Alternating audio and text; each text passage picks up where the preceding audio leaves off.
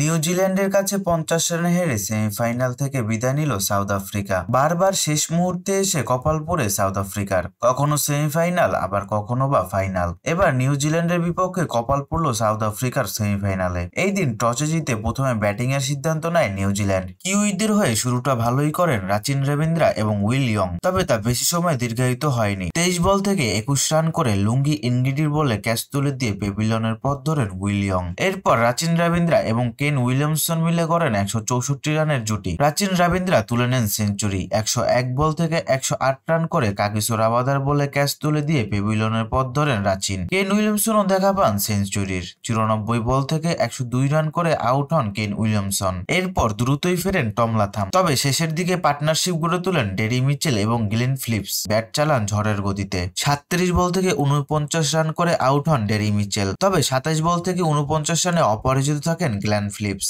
নির্ধারিত 50 ওভার শেষে 6 উইকেট হারিয়ে 362 রান স্কোরবোর্ডে তোলে নিউজিল্যান্ড। 363 রানের লক্ষ্য তাড়া করতে নেমে শুরুতেই রায়ান রিকেলটনের উইকেট হারায় সাউথ আফ্রিকা, তবে পার্টনারশিপ গড়ে তোলেন টেম্বা বামুমা এবং রাসি ভ্যান্ডারটুসন। দুজনেই তুলে নেন 50। এই দুইয়ের পার্টনারশিপ ভাঙেন মিচেল স্যান্টনার, ফেরান 71 বল থেকে 56 রান করা টেম্বা বামুমাকে। এর কিছুক্ষণ পরে মিচেল স্যান্টনারের ঘূর্ণি বুঝতে না পেরে বোল্ড হয়ে পেভিলিয়নের পথ ধরেন ভ্যান্ডারটুসন। এরপরে নিয়মিত বিরতিতে দ্রুতই হারায় মাকরাম ক্লাসনের উইকেট। শেষ পর্যন্ত মিলার চেষ্টা করেন একাই, তুলে নেন সেঞ্চুরি, তবে তারপরও জেতাতে পারেননি দলকে। শেষমেশ 50 ওভার শেষে 9 উইকেট হারিয়ে 312 রান স্কোরবোর্ডে তুলতে সক্ষম হয় সাউথ আফ্রিকা। 66 বল থেকে 100 রানে অপরাজিত থাকেন ডেভিড মিলার। 50 রানের ব্যবধানে জয় তুলে নিয়ে ফাইনালে পা রাখল নিউজিল্যান্ড। ফাইনালে ওদের প্রতিপক্ষ ভারত।